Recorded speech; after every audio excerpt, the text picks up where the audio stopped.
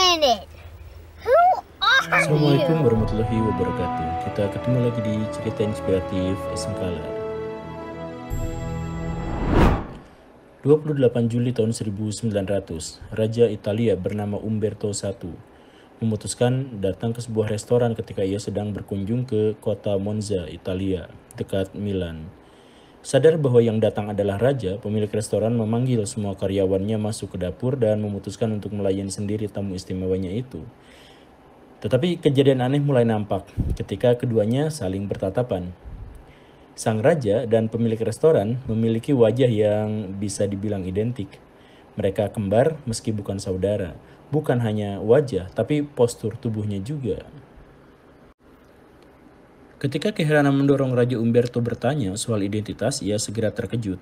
Karena pemilik restoran juga ternyata bernama Umberto. Kembar bukan hanya fisik, tapi juga namanya. Raja yang tertarik mengajak Umberto lain untuk duduk di depannya dan mengobrol. Di sanalah berbagai hal kebetulan terungkap.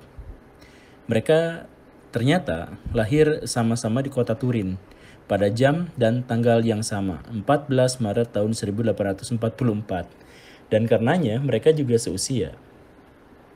Mereka juga sama-sama menikah di tahun dan tanggal yang sama, yaitu 22 April tahun 1868 dengan pasangan yang sama-sama bernama Margarita.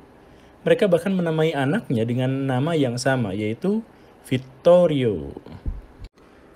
Terlalu janggal untuk disebut sebagai kebetulan, tetapi semua ini belum berakhir.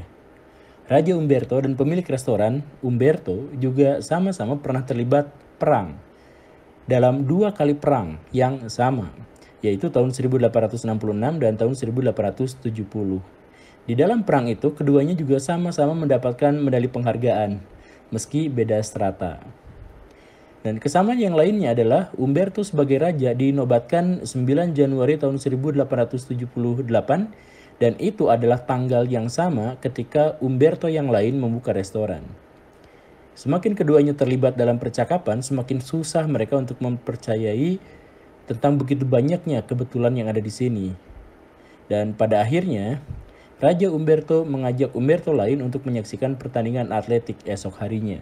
Tetapi takdir berkata lain, esok harinya Umberto si pemilik restoran ditembak mati oleh orang tak dikenal. Ketika Raja Umberto ikut dalam prosesi pemakamannya, ia juga ditembak mati oleh seseorang yang memberontak. Jadi 2 orang Umberto ini lahir, menikah, dan mati di hari yang sama. Ada yang bisa memberikan penjelasan ilmiahnya? Ya apapun itu, untuk banyak orang sebenarnya ketika dia diberi pengetahuan tentang fenomena yang sama, maka ia seharusnya bisa mengantisipasi persamaan berikutnya. Jika Umberto sang raja tahu bahwa Umberto sang pemilik restoran memiliki banyak sekali kesamaan dengannya, lahirnya, jodohnya, nasibnya, maka ia seharusnya bisa mengantisipasi ketika Umberto lain dibunuh. Tetapi dia tidak bisa mengantisipasi itu.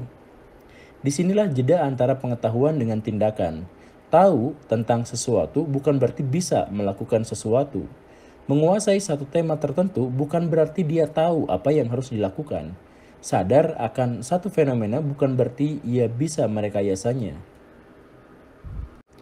Bahkan seandainya sobat tahu kapan akan mati, mungkin sobat tidak akan bisa mengantisipasi kematian itu. Salah satu misteri yang dianugerahkan Tuhan kepada kita adalah kita sering tidak bisa menemukan relevansi dari sebuah ide dengan tindakan. Banyak orang yang punya ide bisnis tapi gagal merealisasikannya. Banyak orang yang punya akses atas kekayaan tapi tak bisa mendapatkan kesempatan itu.